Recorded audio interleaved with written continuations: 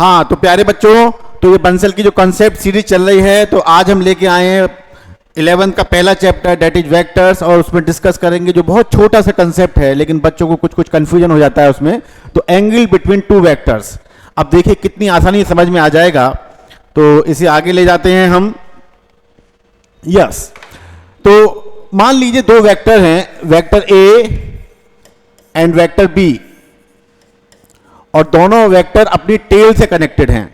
मतलब दोनों की जो टेल, मतलब पूंछ चुपकी हुई है दोनों की, ये हेड है और ये टेल है, तो ये एंगल थीटा।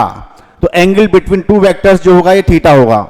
अब आप कहेंगे सर ये वाला एंगल हो जाएगा 360 डिग्री माइनस थीटा। तो एक रूल है, अगर कुछ स्पेसिफाई नहीं किया जाता है कि क्लॉकवाइज लेना है या एंटी क्लॉकवाइज लेना है, तो ऑलवेज हम कंसीडर करते हैं स्मॉलर एंगल। ठीक है, तो बाय डिफॉल्ट लेकर चलते हैं, तो स्मॉलर एंगल ही हमें काउंट करना है। तो क्या पहचान है कि दो वेक्टर और दोनों की टेल मिली हुई हो तो हम एंगल आसानी से निकाल सकते हैं। अब सवाल यह है कि अगर सर टेल ना मिली हुई हो तो,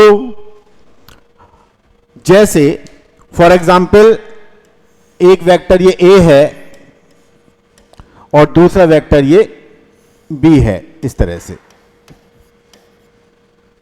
और ये मान लिए ये एंगल 60 डिग्री। तो अब एकदम से देख के 60 डिग्री नहीं बोलेंगे इसे, क्यों? क्योंकि इस वेक्टर का बी का तो हेड और ए वेक्टर का टेल, जबकि मैंने क्या रूल बताया था, दोनों के क्या मिले होने चाहिए, टेल। तो कुछ इस तरह की सिचुएशन है बेटा। ये देखिए वेक्टर में दिखाते हैं कुछ ऐसे और ऐसे, कुछ इस तरह से।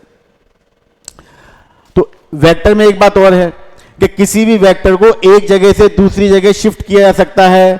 एक ही कंडीशन है, क्या कंडीशन है कि उसकी लेंथ जो मैग्नीट्यूड को रिप्रेजेंट करती है, तो लेंथ में वेरिएशन ना हो, और जो उसकी डायरेक्शन है जिसे हम थीटा से रिप्रेजेंट कर सकते हैं उसमें वेरिएशन ना हो। जैसे मैं आपको एक बताना चाह रहा हूं यहां पर, अगर मान लीजिए कोई वेक्टर ऐसे है ए, यहां ए और बी तो हमने ऊपर ले लिए, इस वेक्टर को नया नाम दे देते हैं डेट इज सी,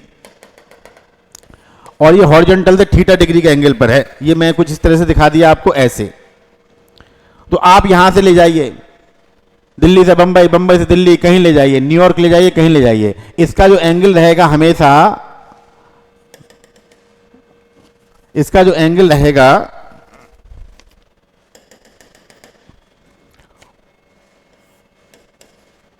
वो हॉरिजॉन्टल से थीटा डिग्री रहेगा, यहां पर या यहां पर।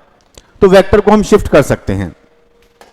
ठीक है, तो अब इस कंसेप्ट को अगर यहां हम अप्लाई कर दें, तो जो बी है वेक्टर है, इसको मैं यहां से उठा के यहां कर दूं, इस बी वेक्टर को यहां से उठा के यहां कर दूं, तो देखो बेटा दोनों वेक्टर की टेल से टेल मिल गई या नहीं मिल गई? यस। तो ए वेक्टर तो ऑलरेडी मेरा ऐसे ही है, तो बी वेक्टर जो यहां था उसको मैं यहां से उठा के यहां कर दे रहा हूं।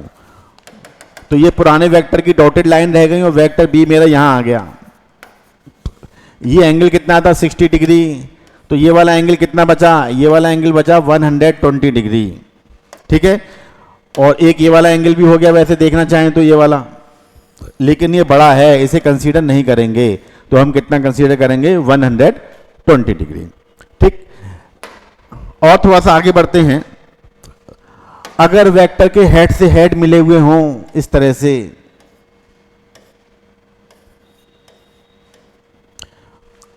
तो इसका आंसर एक साथ बता सकते हैं, मतलब देखते ही बता सकते हैं 30 डिग्री। क्यों बता सकते हैं?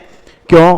क्योंकि अभी इसके हेड से हेड तो मिला हुआ है इस तरह से, कुछ ऐसे, और इसको आगे कर दें और इसको भी आगे कर दें, मतलब कुछ इस तरह से। कलर चेंज करके दिखा देता हूं मैं। इस वेक्टर को उठा के आगे कर दें तो यहां हो गया, इस वेक्टर को उठा के यहां कर दिया तो यहां हो गया। तो देखिए यहां पर हेड से हेड मिल रहे थे और यहां पर टेल से टेल मिल रही हैं, तो ये एंगल भी कितना आएगा बेटा, ये तो आपने थ्योरम पढ़ रखी है, तो कितना आएगा 30 डिग्री। तो हम कह सकते हैं कि या तो टेल से टेल मिली हुई हो या हेड से हेड मिला हुआ हो, तो वेक्टर के बीच का एंगल हम डायरेक्टली भी निकाल सकते हैं। ओके बेटा, थैंक यू।